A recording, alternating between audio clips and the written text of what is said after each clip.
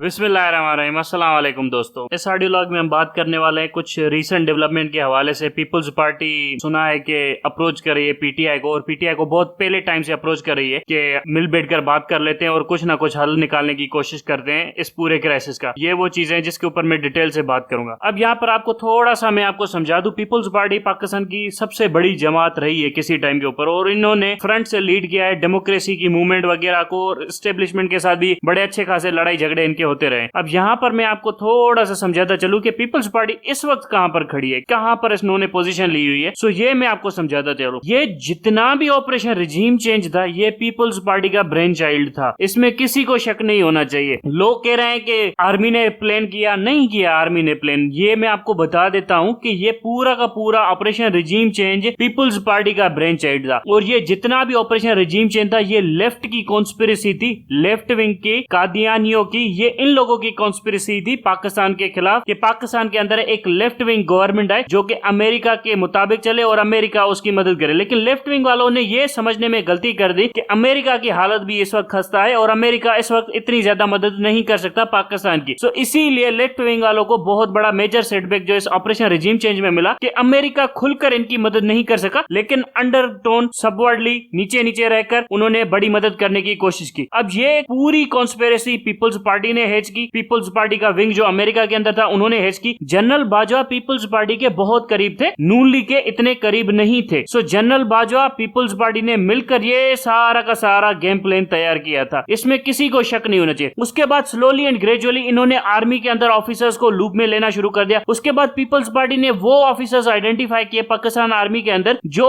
Peoples Party के rule को threaten कर सकते थे, और उनको धीरे धीरे अंडरमाइन किया, उनको पीछे केसेस बनाए, उनको जूते मारे, उनको पकड़ा, उनको टॉर्चर करवाया, उनको जबरी तौर के ऊपर रिटायर करवाया, और उन ऑफिसर्स को प्रमोट किया जो प्रो पीपल्स पार्टी थे, जो करप्शन करते थे, जो खाना पीना रखते थे। आसिम सलीम बाजवा, कमर जावेद बाजवा, ये जो आपका जनरल है गुजरांवाला का, ये सारे के सारे वही ऑफिसर्स थे। और पीपल्स पार्टी ने उन्हें क्या किया, उन सबको दिए पैसे वगैरह। अब पैसे वगैरह देने की वजह से हुआ क्या वहां पर, ये सारे के सारे जनरल तो पहले से ही करप्ट थे, और ये आज से करप्ट नहीं थे, ये 1965 से लेके 1947 से लेके ये आज तक करप्ट थे। और वो जो 47 वाली जितनी भी आर्मीज वगैरह थी वो सारी की सारी पैक कर दी। उनको क्या मतलब, उनकी मोरल स्टैंडिंग क्या हो सकती है? वो पहले गोरों के लिए लड़ सकते थे, जो बरतानिया के लिए लड़ सकता है उसकी मोरल स्टैंडिंग क्या होगी? सो ये पहले बरतानवी ऑफिसर्स थे, उसके बाद पाकिस्तानी ऑफिसर्स बन गए, और उसके बाद पाकिस्तान के साथ भी इनकी क्या वफादारियां होनी थी, क्योंकि एक नया नया नेशन स्टेट बना था। उसके बाद इन सबकी नजरें पड़ गई पावर के ऊपर। सो ये वही करप्ट टोला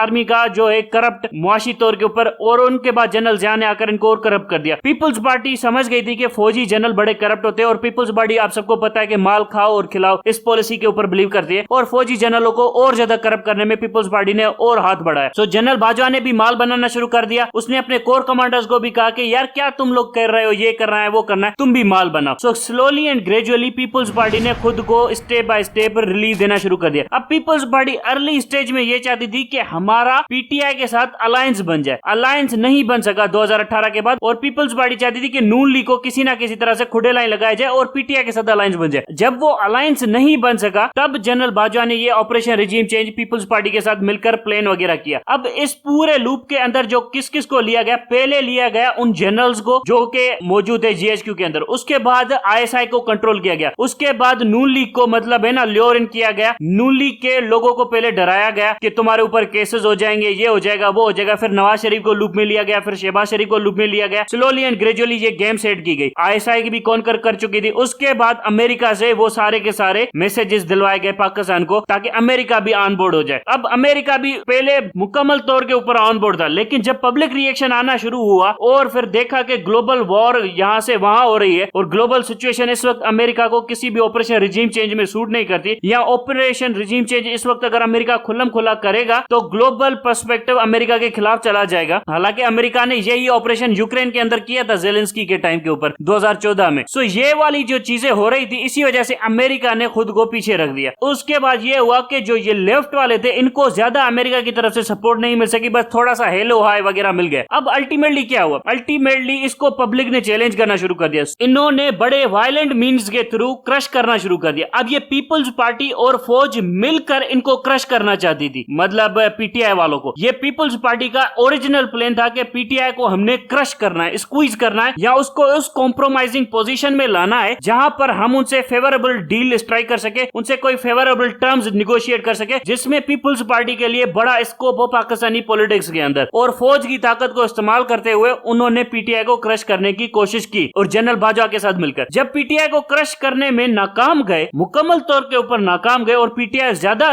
पावरफुल बनकर इमर्ज की, तो इन्होंने कहा कि हम कुछ ना कुछ और कर देंगे। फिर आपको पता चलेगा कि जनरल बाजवा की रिटायरमेंट का वक्त आ गया। जनरल बाजवा कसमें खा रहा था कि मुझे रिटायर ना करो, मैं ये कर दूंगा। इन शॉर्ट पीपल्स पार्टी भी चाहती थी कि जनरल बाजवा रह जाए, अगर जनरल बाजवा नहीं रहता तो ये गुजरांवाला वाला कोर कमांडर है वो आर्मी चीफ बन जाए। वहां पर जो मरियम नवाज है उसने अपना बंदा आसिम मुनीर को जाकर लगा दिया। अब ये आसिम मुनीर वो वाहिद बंदा था जो नून लीग था, प्रो नून लीग था। अब जैसे ही प्रो नून लीग वाला बंदा आ गया आसिम मुनीर, तो उसने पीपल्स पार्टी की कम मदद करना शुरू कर दी और ज्यादा से ज्यादा मदद करना शुरू कर दी नून लीग की। अब यहाँ पर एक और सेटबैक आता है। यहाँ पर जैसे ही डीजीआईएसआई को चेंज करने की कोशिश की जाती है जनरल नदीम अंजुम को, ताकि इस बंदे को हटाकर, ये जनरल बाजवा का बंदा है, इसको हटाकर कोई नून लीग वाला अपना बंदा लाया जाए, तब भी यहाँ पर बड़ा मसला हो जाता है। पीपल्स पार्टी सीक्रेटली कहती है कि ये नहीं कर सकते, तुम्हें उस बंदे को लगाना पड़ेगा जो हमारे नूरे नजर भी हो, जो हमें भी मंजूर हो। सो यहाँ पर भी एक फटा पड़ गया और इस बंदे को अभी चेंज किया जाएगा अप्रैल के अंदर, जनरल नदीम अंजुम को। यहाँ पर एक नया बंदा लाया जाएगा। अब यहाँ से आप देखें कि नून लीग और पीपल्स पार्टी के अंदर भी बड़े शदीद इख्तलाफात है, क्योंकि जो नवाज शरीफ है वो चाहता है कि फौज के ऊपर मेरा कंट्रोल हो, पीपल्स पार्टी चाहती है कि फौज के ऊपर मेरा कंट्रोल हो, और जो फौजी हैं वो पैसों के लिए बिकने को तैयार है यहाँ पर या वहां पर। लेकिन इन तीनों को चैलेंज किया हुआ था पाकिस्तानी अवाम ने। अब इन सब के सामने पाकिस्तानी अवाम खड़ी हुई थी जिसने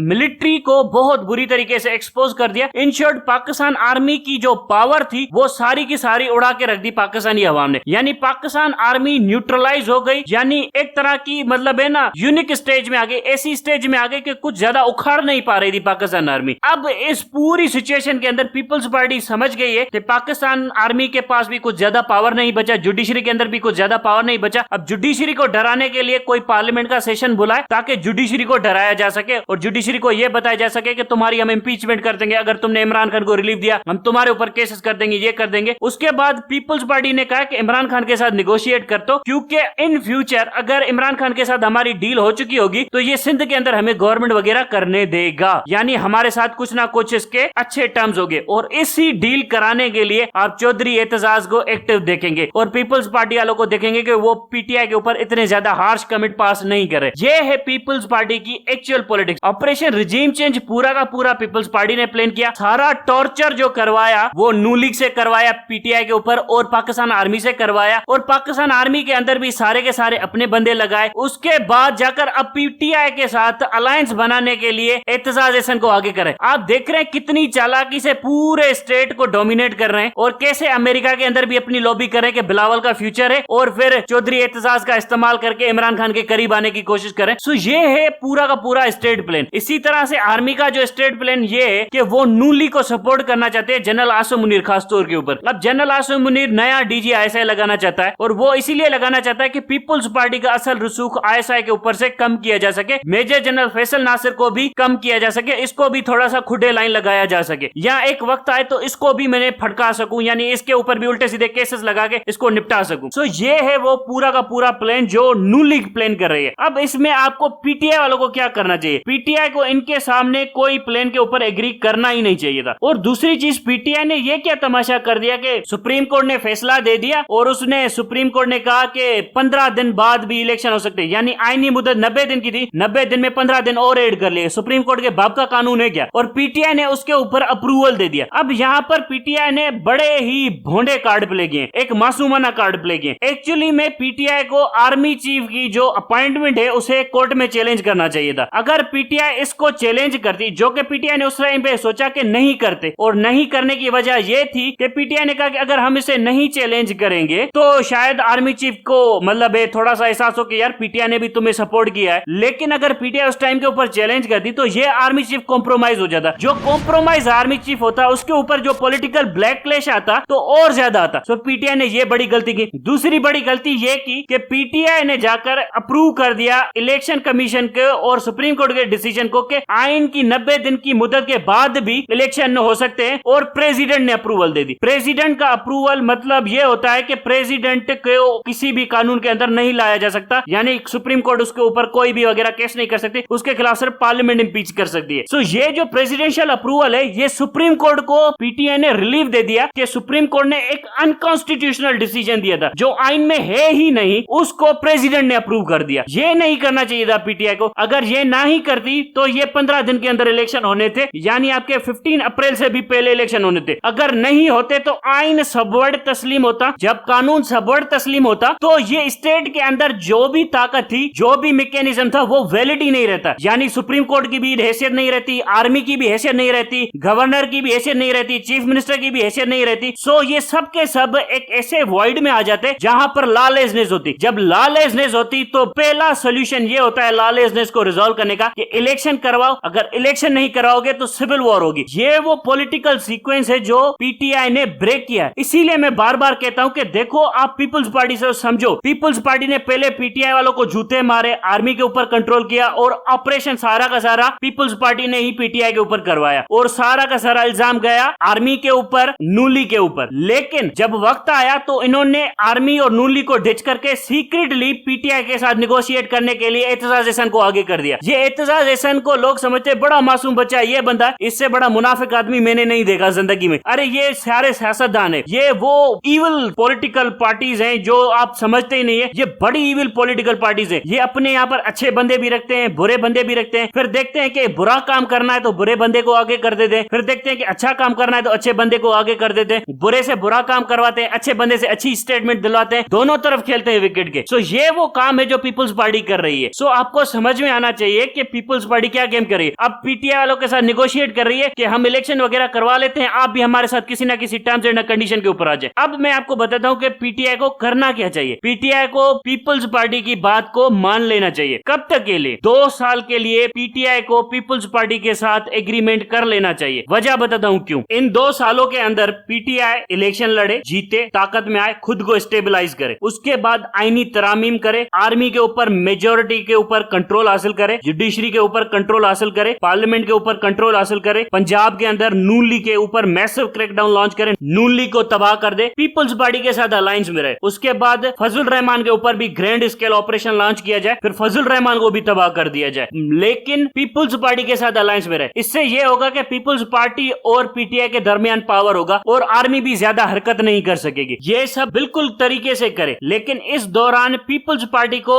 बलोचिस्तान के अंदर ना आने दे, पंजाब के अंदर ना आने दे, बल्कि उसको सिंध के अंदर यानी रूरल सिंध के अंदर महदूद रखे और 4 साल ऐसे ही स्टेबलाइज करके गवर्नमेंट चलाए जिसमें नूली को तबाह कर दे, फजल रहमान को तबाह कर दे और छोटी मोटी पार्टियां हैं वो सारी की सारी तबाह कर दे और आपकी जुडिशरी के ऊपर मुकम्मल कंट्रोल हासिल कर ले, आपकी आर्मी के ऊपर मुकम्मल कंट्रोल हासिल कर ले, नेशनल गार्ड्स बना दे, नए गार्ड्स बना ले जो आर्मी से ज्यादा ताकतवर हो और वो सारे के सारे पीटीआई के वर्करों की एक फौज बनाए जिनमें पीटीआई के जो जाले हैं वो सारे के सारे भर्ती किए जाए, उन्हें नेशनल गार्ड्स का नाम दिया जाए और उनको डेमोक्रेटिक गार्ड्स का लकब दिया जाए ताकि वो जमहूरियत की हिफाजत करेंगे। जैसे ही 2028 का इलेक्शन हो उसके बाद मैसिव क्रैकडाउन लॉन्च कर दे पीपल्स पार्टी के ऊपर ताकि पीपल्स पार्टी को संभलने का मौका न मिले और पीपल्स पार्टी खुद को इतना वनरेबल और वीक महसूस करे कि पीपल्स पार्टी सरेंडर कर जाए और सरेंडर करने के बाद अपने टर्म्स एंड कंडीशन के ऊपर पीपल्स पार्टी को लाए जिसमें मेजर चेंजेस होने चाहिए पीपल्स पार्टी के अंदर। सो ये वो केयरफुल पॉलिसी है जो आपने अपनानी है, जो पीटीआई की लीडरशिप ने लेकर चलनी है। इससे पता है क्या होगा, आप आर्मी को भी डिफीट कर देंगे, आप जुडिशरी को भी डिफीट कर देंगे, आप नूली को भी डिफीट कर देंगे, आप फजल रहमान को भी डिफीट कर देंगे आने वाले 4 सालों के अंदर और जो आपका अल्टीमेट एनिमी है पीपल्स पार्टी उसको आप 5वें साल में डिफीट करेंगे। ये वो केयरफुल प्लानिंग है जो पीटीआई के अंदर होनी चाहिए। अब ये लोग करते हैं या नहीं करते अब ये इनके ऊपर है। अब तक के लिए इतना ही। Thank you very much.